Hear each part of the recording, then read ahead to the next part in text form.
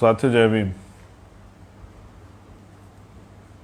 आज का लाइव एक विशेष उद्देश्य को लेके मैं आपके बीच हूँ और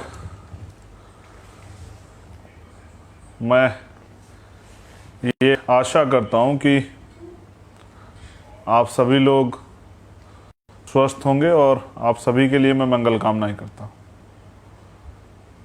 तो मैं आप सभी के परिवारों की मंगल कामनाओं के साथ बहुजन समाज में जन्मे सभी संतों, गुरुओं, महापुरुषों को भी नमन करता हूँ। करुणा के सागर तथागत गौतम बुद्ध, संत श्रोमणी सतगुरु रविदास जी महाराज, भगवान वाल्मीकि महाराज, गुरु नानक देव, संत कबीर, गुरु घासीदास जी, गुरु नारायणा गुरु, पेरियार रामास्वामी नायकर, पेरियार लल्लई यादव, बाबू जगदेव प्रसाद कुशवाहा, जन्ना कपूरी ठाकुर, अवंतिका बाई लोधी, उदा देवी पासी, बिजली पासी, राष्ट्रपिता ज्योतिबा फूले, संत गाडगे जी महाराज,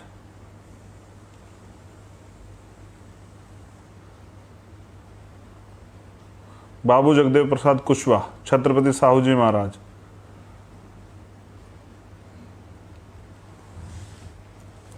जननायक कपूरी ठाकुर, बाबू जगजीवन राम, मान्यवर दीना भाना वाल्मीकि साहब और विश्व रत्न बाबा साहब डॉक्टर भीमराव अंबेडकर, मेरे रहबर, मेरे आदर्श, मेरे गुरु मान्यवर साहब श्री काशीराम, शहीद उधम सिंह, शहीद भगत सिंह, शहीद करतार सिंह सराबा,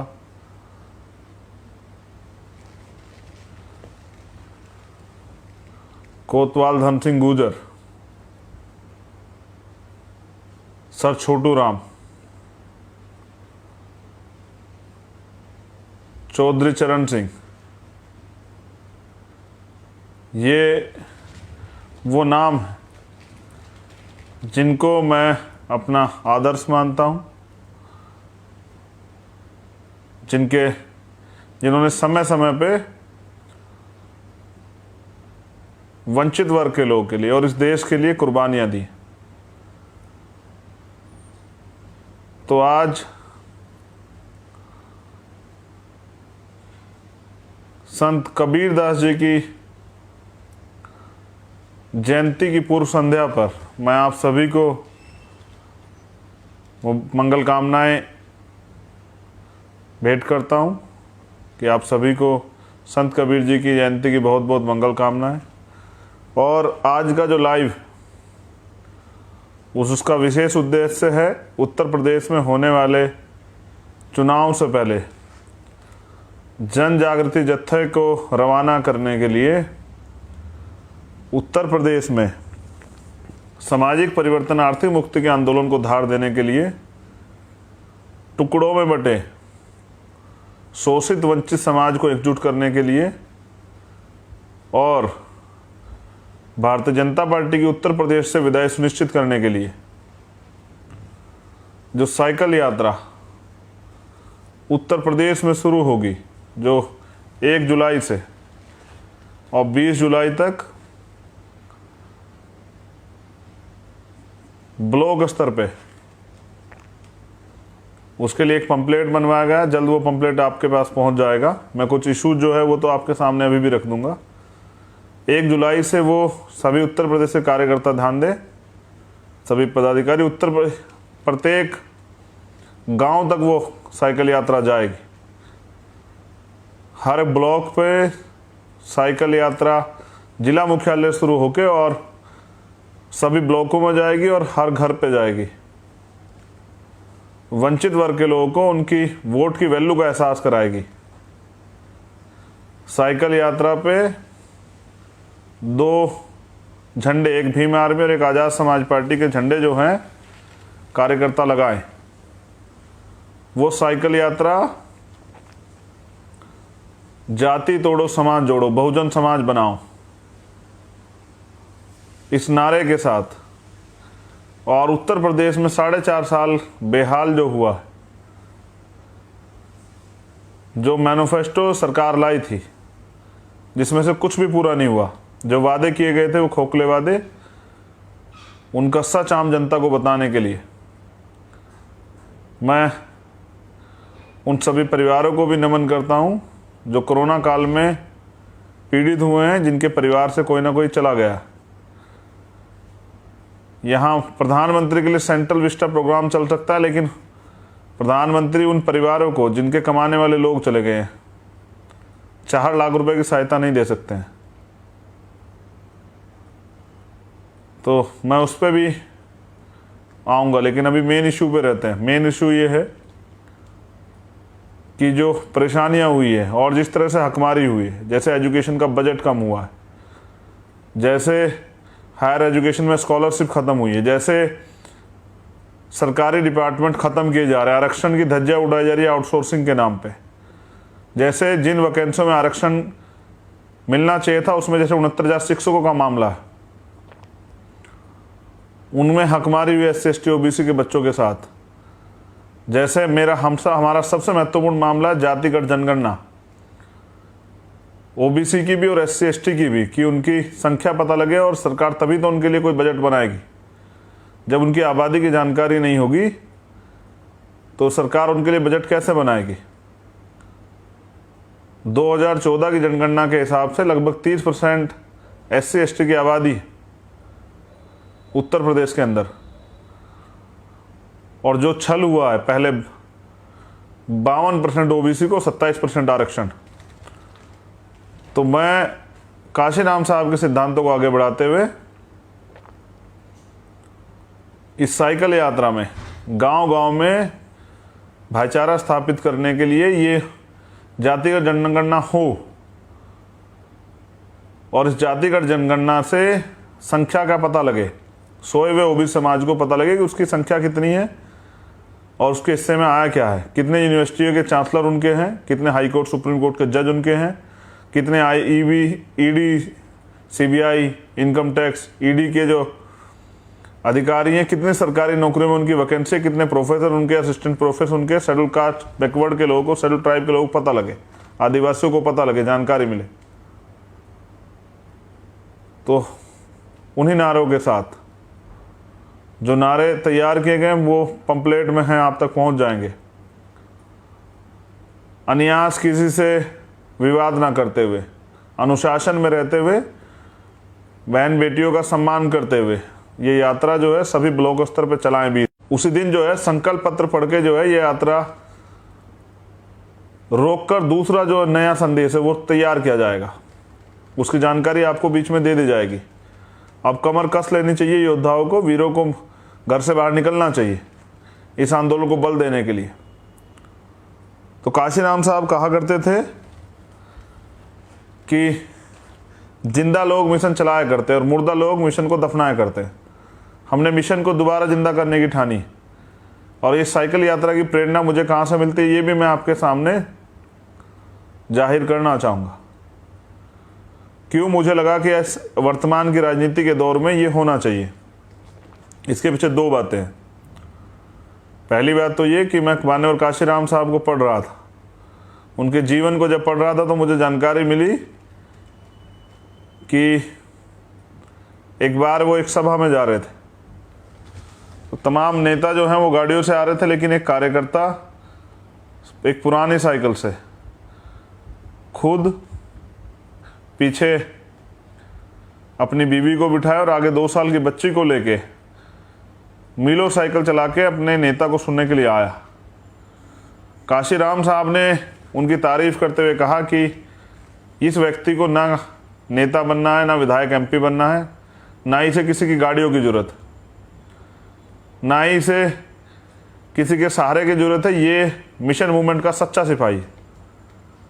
तो इस लोकतंत्र में मैं महसूस करता हूँ कि गरीब तो राजनीति में आ ही नहीं सकते, वो तो कुछ कर ही नहीं सकते। मैं इस वास्तविक राजनीति को, जिसके लिए बाबा साहब अम्बेडकर ने लोकतंत्र का निर्माण किया था कि 1 वोट 1 वैल्यू, कि प्रत्येक व्यक्ति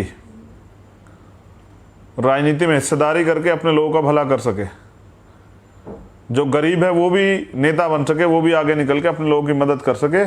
ऐसे लोगों को मौका कैसे मिलेगा जब सब लोग, जैसे मैंने कल के इंटरव्यू में बताया था कि 11,000 करोड़ रुपए भारतीय जनता पार्टी ने विज्ञापन पे खर्च कर दिए, और सभी दल करते हैं, मीडिया से लेकर सब जगह विज्ञापन पे खर्च, बड़े बड़े बैनर लगाते हैं।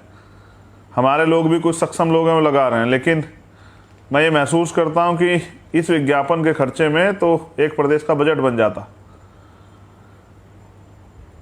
तो मैं समझता हूं कि जब इतना पैसा आदमी राजनीति में खर्च करेगा तो फिर वो गरीबों की बात नहीं करेगा।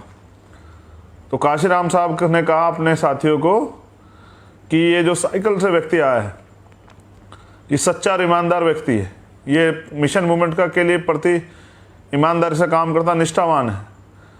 और ऐसे ही लोग जो है ना बिकने वाले लोग होते हैं। ऐसे लोग जो हैं, जैसे कबाने और काशीराम साहब कहते थे कि ना तो हमें बाबा साहब के मिशन को खाना है ना पीना है, हमें तो इसको पढ़ना और पढ़ाना है। तो ऐसे ही लोग जो हैं दूसरे लोगों के लिए आदर्श बनते हैं। इनको गाड़ी वालों को कोई नहीं देखता, इस साइकिल वालों को सब लोग देखेंगे। तो इसलिए मैं ये समझता हूं कि कोई भी बड़ा काम एक जिंदगी में पूरा नहीं हो सकता, ये मान्यवर काशीराम साहब कहते थे। इसलिए आने वाली पीढ़ियों को तैयार करना जो है पड़ता है, ये काशीराम साहब कहते थे। तो मैं भी साइकिल यात्रा के माध्यम से उन गरीब लोगों में, उन नौजवानों में, जो भीम आर्मी, आज़ाद समाज पार्टी कार्यकर्ता हैं, जो भूखे प्यासे रह के आंदोलन चला रहे हैं, जो अपनी मेहनत की कमाई से इस आंदोलन को मजबूत कर रहे हैं, मैं चाहता हूं कि देखो, हर पार्टी में कार्यकर्ता को सम्मान होता है, आज़ाद समाज पार्टी, भीम आर्मी में भी होता है, लेकिन मैं अपने गरीब कार्यकर्ताओं को ये कहना चाहता हूं कि वो अमीर कार्यकर्ताओं से अपने आप को कमज़ोर ना समझे। हर गरीब कार्यकर्ता भी उतना ही जिम्मेदार है, उतनी उसका सम्मान है जितना एक अमीर कार्यकर्ता का। हाँ, अमीर कार्यकर्ता भी आगे काम करना चाहता है तो उसके लिए भी रास्ते खुले हैं, लेकिन ये गरीबों के लिए राजनीतिक दल बनाया कि जिससे गरीब राजनीति करके और अपने समाज का भला कर सकें। ये पैसे वाले लोग अगर गरीबों के इतने हितैषी होते तो कोई गरीब नहीं होता। तो काशीराम साहब ने कहा कि ये साइकिल जो है ना, ये सस्ता साधन है, बिल्कुल सस्ता साधन प्रचार प्रसार के लिए, अपनी बात को कहने के लिए आसानी से। मैं समझता हूँ कि परेशानियां तो होंगी, लेकिन जिसका समाज इतना परेशान हो, पीड़ित हो, उसके लिए ये परेशानियां कुछ नहीं। 2 पैर और 2 टायर के माध्यम से जो लोग आज काशीराम साहब को कहते हैं कि हम काशीराम साहब की मूवमेंट चला रहे हैं, अच्छी बात है, आप चला रहे हैं। काशीराम साहब ने तो सिद्धांत दिए थे, विचारधारा दी थी गरीबों के लिए। जब उनके नेतृत्व में पहली सरकार बनी तो उनके कई मंत्रियों के पैर में तो एक रंग की चप्पल भी नहीं थी। आप इतिहास पता कीजिए, वो लोग तो आज शामिल ही नहीं है, उनको तो कोई जानता ही नहीं। कई लोग तो कपड़े भी नहीं थे सही ढंग के, लेकिन फिर भी काशीराम साहब ने उनको आंदोलन में लाया। और काशीराम खुश होते थे कि मैंने एक मोची को, एक कुम्हार के बेटे को, एक जो है पाल के बेटे को, एक प्रजापति के बेटे को, एक कुशवाहा, एक कुर्मी के बेटे को, मैंने जो है एक ठेले चलाने वाले को, एक सब्जी बेचने वाले को मैंने विधानसभा में भेज दिया। और वो खुश होते थे कि जब ये एक तरफ पैसे वाले लोग बैठे होंगे और जब ये गरीब आदमी विधानसभा में जाएगा तो किस तरह का माहौल बनेगा। वो प्रैक्टिकल करते थे। तो 2 पैर और 2 टायर साइकिल से उत्तर प्रदेश के घर घर जाके बहुजन समाज के उनको ये विश्वास दिलाना है कि दोबारा से गरीबों की राजनीति शुरू करके गरीबों की भलाई की लड़ाई जो है उत्तर प्रदेश में लड़ी जाएगी। और मुझे भरोसा है कि उत्तर प्रदेश के, देश के ही स्वाभिमानी युवा, जैसे आज हम दिल्ली में थे, 700 से ज़्यादा युवा साथियों ने पार्टी को ज्वाइन किया। यानी कि दिल्ली के लोगों ने भी तैयार होने के बारे में सोचा है उत्तर प्रदेश को देख के। तो पिछले 5 दिन में मैं एक दिन आगरा था, उसके बाद 2 दिन लखनऊ था, आज दिल्ली हूँ। कल संभवतः प्रयास होगा तो उत्तराखंड के रुद्रपुर रहूँगा।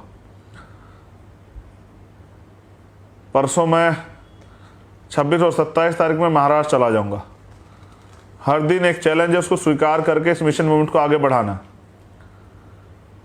मेरी फेसबुक की रीच कम की गई है सरकार द्वारा, मेरे ट्विटर की रीच कम कर दी गई। उनको ये नहीं पता कि ये आंदोलन, जिस दिन चंद्रशेखर जोर से चिल्लाएगा अपने लोगों से, तो मेरी रीच जो है वो दिल्ली की गलियों में देखने को मिलेगी, जंतर मंतर पे। जब मैं अपने लोगों के जो अधिकार छीने गए उनके लिए दहाड़ूंगा, उनके लिए आवाज़ लगाऊंगा, तो मुख्यमंत्री और प्रधानमंत्री कुर्सी हिल जाएगी। तो ये आंदोलन सिर्फ साइकिल यात्रा से शुरू होकर साइकिल यात्रा पे ख़त्म नहीं होगा, उसके बाद भी जो है लगातार ये जारी रहेगा।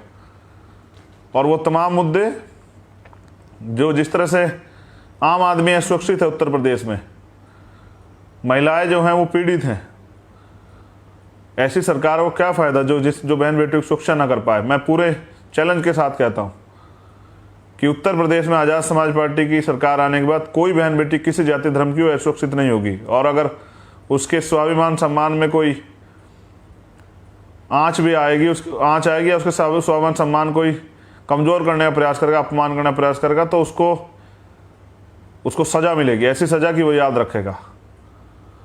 और उसके साथ साथ इतने सख्त कानून बनाए जाएंगे कि, क्योंकि कानून बनाने का अधिकार विधायिका के पास होता है, सरकार बनाती है, कि भविष्य में कोई किसी गरीब को सताने से पहले 1000 बार सोचे।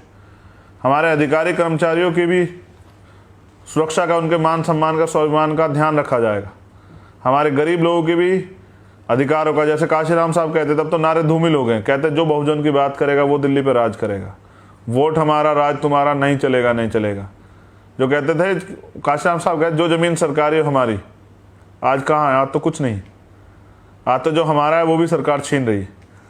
तो 2 बातें बहुत ज़रूरी आप सब लोगों के लिए। साइकिल यात्रा, पार्टी के झंडे तैयार करने, जिन कार्यकर्ताओं पे झंडे ना हो वो हाथ से तख्तियाँ लिख लें। कुछ कार्यकर्ताओं के लिए मैं आज आपसे भी अपील करता हूँ, और ये अपील क्यों कर रहा हूँ ये भी बताऊंगा। इसलिए कर रहा हूँ कि जिस मिशन मूवमेंट चलाने के लिए और आंदोलन चलाने के लिए, सत्ता हासिल करने के लिए तन मन धन तीनों की जरूरत पड़ती है। जिसके पास तन हो तन दे, जिसके पास मन हो मन दे, और जिसके पास धन हो धन दे। मैं बहुत जल्द, कल या परसों में अकाउंट नंबर जारी करूंगा आज़ाद समाज पार्टी काशीराम का। मैं नहीं चाहता कि ये मूवमेंट मुझे दूसरों के सहारे पे चलानी पड़े, क्योंकि मैं सिद्धांत से समझौता नहीं कर सकता हूँ। जो मैं रोज़ कहता हूँ उसको दोहरा देता हूँ कि सूरज पश्चिम से निकल सकता है, लेकिन चंद्रशेखर आज़ाद ना रुक सकता है, ना बिक सकता है, ना झुक सकता है, और ना ही किसी कीमत पे माननीय काशीराम साहब और बाबा साहब अम्बेडकर के मिशन आंदोलन से समझौता कर सकता है। कल एक पत्रकार साथी कह रहे थे कि सत्ता मिलने के बाद लोग बदल जाते हैं। ये सत्ता की लड़ाई, सत्ता तो मात्र साधन है, असली लड़ाई तो व्यवस्था परिवर्तन की है, जिस व्यवस्था ने आज भी हमारे लोगों को मजबूर किया है ये परेशानी का जीवन जीने के लिए।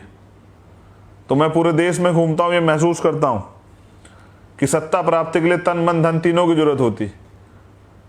मैं ये बात इसलिए दोहरा रहा हूँ कि हमारे लोगों को समझ आए। मैं अपने गरीब कार्यकर्ताओं से भी कहना चाहता हूँ कि ये मूवमेंट आपके अपने संघर्षों से तैयार हुई है। इसे कोई पूंजीपति फंड नहीं करता है, इसे कोई पैसे वाला फंड नहीं करता है। ये आपके मेहनत की कमाई से, जो आप भूखे प्यासे रह के संगठन पार्टी के लिए चंदा जुटाते हैं, उससे पार्टी चलती, उससे संगठन चलता है। हम गरीब जरूर हैं लेकिन बिकाऊ नहीं है। इस स्वाभिमान की, इस जमीर को कोई खरीद नहीं सकता है, क्योंकि एक महापुरुष ने कहा है कि सिर्फ सांसों का रुकना मौत नहीं होती, जिसका जमीर मर जाता है वो भी मर जाता है। तो मैं अपने जमीर को मरने नहीं दूंगा। इसलिए मैं समझता हूँ, और ये बात मैं आपको इसलिए भी कह रहा हूँ कि इसको लाखों लोग सुनेंगे, कि जिस समाज के लोग आज भी फुटपाथ पे भूखे पेट सो रहे हो, जिस समाज के लोग आज भी फुटपाथ पे भूखे पेट सो रहे हो, जो मोहताज हो रहे हो, जो रोटी रोटी के लिए तड़फ रहे हो, जिनकी माताओं बहनों के तन पे, क्योंकि मैं पूरे देश में घूमता हूँ, आज भी वस्त्र ना हो, जो आज भी जिस समाज को जातिगत अन्याय अत्याचार का सामना करना पड़ता हो, उस समाज के नौकरी पैसे वाले लोग, बिजनेस करने वाले लोग एसी में कैसे सो सकते हैं? Go back to society and go back to society. समाज में जाओ, समाज को जोड़ो, भाईचारा स्थापित करो, समाज की मेहनत ईमानदारी के से दिए हुए सहयोग से पार्टी मिशन मूवमेंट चलाओ। धीरे धीरे चीज़ें समझ रहा हूँ और समझ के उनको अमल में ला रहा हूँ। एक तरफ तमाम पैसे वाले लोग हैं जिनके पास तमाम पूंजीपति हैं, अडानी अंबानी जैसे। मेरे पास मेरी सबसे बड़ी ताकत है तो मेरा समाज, ये वंचित वर्ग, बहुजन समाज के लोग। तो जो लोग साइकिल यात्रा में प्रत्यक्ष या अप्रत्यक्ष रूप से शामिल नहीं हो पाएंगे, वो धन से मदद करें। वो साइकिल, एक सिंपल साइकिल जिसकी जितनी क्षमता हो, वो जिला कार्यालयों पर पहुंचाएं, क्योंकि जो कार्यकर्ता बिल्कुल संसाधनहीन है और साइकिल यात्रा में जाना चाहता है, उसकी मदद हो जाए, जिससे कि झंडे तैयार हों। जिससे कि मैं साथियों से ये कहना चाहता हूँ कि भाई वॉल पेंटिंग भी करनी, सस्ते संसाधनों को, इस राजनीति को इतनी सस्ती करना है कि गरीब का बेटा भी जो है ना, वो सपना देख सके। ये राजनीति सिर्फ अमीरों के लिए ना रहे, इसलिए जो है अपनी लड़ाई को अपने कंधों पर लड़ना है। और वो नौजवान किस काम का है जिसके समाज की बहन बेटियों का रेप होता है, हत्या होती है, सामूहिक दुष्कर्म होता है। ये तो उत्तर प्रदेश में आम बात हो चुकी है और वो चुपचाप घर बैठा है। तो मैं अपने नौजवान साथियों से कहना चाहता हूँ कि सरकार ने तो आपको रोजगार नहीं दिया, सरकार तो आपके तमाम अधिकार छीन रही है, लेकिन मैं आपसे कहना चाहता हूँ कि निकलो बाहर मकानों से, जंग लड़ो बेईमानों से, आ जाओ मैदान में और दिखा दो कि गरीब जो है, एक खुला ऐलान कर दो कि गरीब सत्ता में काबिज होने के लिए आ रहे हैं, अमीर सतर्क हो जाएं। और आने वाला राज गरीबों का होगा। बाबा साहब अम्बेडकर ने भी कहा कि 21 सदी हमारी। इसलिए मैं चाहता हूं कि मैं आप तमाम लोगों से अपील करता हूं कि जो भी मदद करना चाहे, जिस चीज़ से भी मदद करना चाहे, पैसे 10 रुपये से, 20 रुपये से, 50 रुपये, 100 रुपये से, 200 रुपये से, 500, 1000, जिसकी जितनी क्षमता हो, वो पार्टी फंड में मदद जरूर कराए। अपनी मेहनत की कमाई से, अपनी ईमानदारी के पैसे का योगदान जो है, सहयोग करे आज़ाद समाज पार्टी को, जिससे कि आज़ाद समाज पार्टी इन अमीर लोगों का सामना कर सके। हालात बहुत अच्छे नहीं। बीजेपी कहती है कि 50 साल राज करेंगे, वो कहते 2024 के बाद चुनाव नहीं होंगे। नेता लड़ना नहीं चाहते हैं, नेता रोड पे आना नहीं चाहते हैं, नेता अपनी बात कहना नहीं चाहते हैं, भीम आर्मी के कार्यकर्ता चैन से बैठना नहीं चाहते हैं। वो दिन रात लोगों को जोड़ रहे हैं, वो जहाँ भी अन्याय होता है, अन्याय पे को न्याय दिलाने के लिए जाते हैं। मैं अपने सभी साथियों से भी ये कहना चाहता हूँ, भीम आर्मी और आज़ाद समाज पार्टी के, जिनसे समझौते होते हैं उनसे संघर्ष नहीं होते। आपस में मत लड़िए, आपस में किसी विवाद को मत आने दीजिए। दुश्मन लड़ाने का बड़ा प्रयास करेगा। जो लोग अपने लोगों से प्यार करते हैं, मिशन मूवमेंट का काम करते हैं, वो उन लोगों से लड़ते हैं जिन्होंने अधिकार छीने हुए हैं, जिनकी वजह से गुलामी है, अत्याचार है। वो अपने लोगों से नहीं लड़ते हैं। तो जो मिशन के लोग हैं वो इन सब चीज़ों से दूर रहें। तो मैं फिर दोबारा अपील करता हूँ, ये आपकी भी जिम्मेदारी। बाबा साहब अम्बेडकर ने 18 मार्च 1956 को जो कहा था कि मुझे मेरे पढ़े लिखे लोगों ने धोखा दिया, और उन्होंने ये भी कहा कि बड़ी मुश्किल से मैं इस कारवा को यहाँ तक लेकर आया हूँ, अगर आप इसे आगे नहीं ले जा सकते तो उसको पीछे मत जाने देना। मैं आप लोगों से कहना चाहता हूँ कि उनका कारवा पीछे जाने के कगार पे है। हम लोग तैयार हैं मैदान में आने के लिए, और मैदान में हैं भी। अब आपकी मदद की ज़रूरत है। उन्होंने ये भी कहा, मैंने एक दिन पहले भी सुनाया था लाइव में, कि मैं बहुत दूर तक देखता हूँ कि कोई भी एक भी नौजवान ऐसा नहीं दिखाई देता जो इस तंबू का बम्बू बन के इस कारवा को आगे बढ़ाने के लिए काम करे, जिससे कि मैं चैन से मर सकूं। फिर मेरे रहबर काशीराम साहब ने इसका बीड़ा उठाया। राष्ट्रपिता ज्योतिबा फूले जो महाराष्ट्र में पैदा हुए, उनके आंदोलन को छत्रपति साहू जी महाराज ने आगे बढ़ाया। उस आंदोलन को मध्य प्रदेश में पैदा हुए बाबा साहब अम्बेडकर ने आगे बढ़ाया। उनको पढ़ के उस आंदोलन को मान्यवर साहब के काशीराम ने, जो पंजाब में पैदा, उन्होंने आगे बढ़ाया। और वो आंदोलन जो रुक गया है उसको आपका ये भाई बेटा जो सहारनपुर में जन्मा उत्तर प्रदेश में, उसको पूरा करने के लिए निकला है। एक तरफ तमाम अमीर लोग हैं जो चाहते हैं चंद्रशेखर एक दिन भी ना जिए, जो चाहते हैं उसकी हत्या कर दी जाए, उसके ऊपर जो रोज आरोप लगाते हैं, झूठे सच्चे आरोप, तमाम तरह से हमारे कार्यकर्ताओं को जाति धर्म के नाम पे गुमराह करने का काम करते हैं। लेकिन वो भी जानते हैं कि वो चंद्रशेखर का सामना नहीं कर सकते हैं, क्योंकि चंद्रशेखर मान्यवर काशीराम साहब और बाबा साहब अम्बेडकर के सिद्धांत, त्याग, बलिदान, संघर्ष के को अपने सिद्धांत मानता है, जो उनके आदर्शों को पे चलने का काम करता है, जो वापस गरीबों की मूवमेंट को जिंदा करके गरीबों के लिए न्याय के रास्ते खोलना चाहता है, जो चाहता है कि गरीब लोगों को भी राजनीति में हिस्सेदारी मिले। और मेरे साथ हैं वो करोड़ों लोग जो तैयार हुए हैं भीम आर्मी और आज़ाद समाज पार्टी की इस मूवमेंट से। मैं धन्यवाद देता हूं भीम आर्मी के ईमानदार कार्यकर्ताओं का, संघर्षशील कार्यकर्ताओं का। आप हो तो मैं हूं, लेकिन मैं ये भी कहना चाहता हूं कि पढ़ने से प्राप्त होता है ज्ञान, या इतिहास को जानने से प्राप्त होता है ज्ञान, ज्ञान से मिलती है शक्ति, शक्ति से मिलता है परिवर्तन, शक्ति से होता है परिवर्तन। और इस परिवर्तन को करने के लिए, सत्ता के साथ व्यवस्था परिवर्तन के इस आंदोलन को आगे बढ़ाने के लिए मुझे आप सब लोगों के सहयोग की जरूरत है। मैं ये भी जानता हूं मेरे एक कहने पे हजारों कार्यकर्ता अपना मोबाइल बेच के साइकिल खरीद लेंगे, लेकिन वो फिर मुझे सुनेंगे कैसे? मैं उन कार्यकर्ताओं का दिल से आभार प्रकट करता हूं, मैं उनकी भावनाओं की भी कदर करता हूं कि वो परसों मैं लखनऊ था, मैंने कार्यकर्ताओं से संदेश दिया, 20-25 कार्यकर्ता थे कि भाई ये आपकी मूवमेंट है, भीम आर्मी से जन्नी है, भीम आर्मी से तैयार हुई आज़ाद समाज पार्टी, भीम आर्मी जो है माँ है आज़ाद समाज पार्टी की।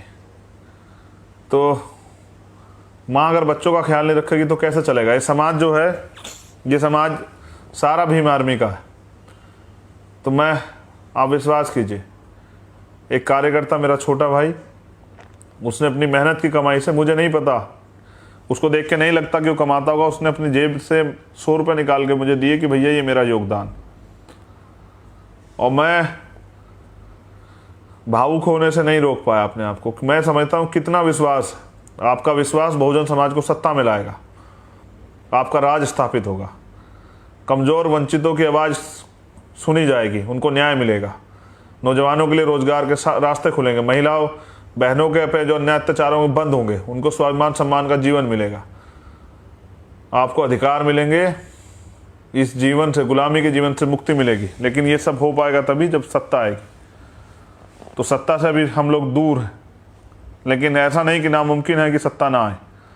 अगर पूरी ईमानदारी से 20 दिन वर्करों ने अपना काम किया, मैं खुद भी किसी भी ज़िले में पहुंच सकता हूं यात्रा में शामिल होने के लिए, ये देखने के लिए क्या आप लोग जो पदाधिकारी कार्यकर्ता बने बैठे समाज को धोखा तो नहीं दे रहे हैं। मैं ये जानने के लिए, जहाँ तक मैं मानता हूँ कि इस बात का तो मुझे विश्वास है कि ऐसा नहीं होगा, लेकिन मेरी जिम्मेदारी है एक लीडर होने के नाते अपने साथियों कार्यकर्ताओं को, जो मेरा परिवार है, उन पर ध्यान रखना।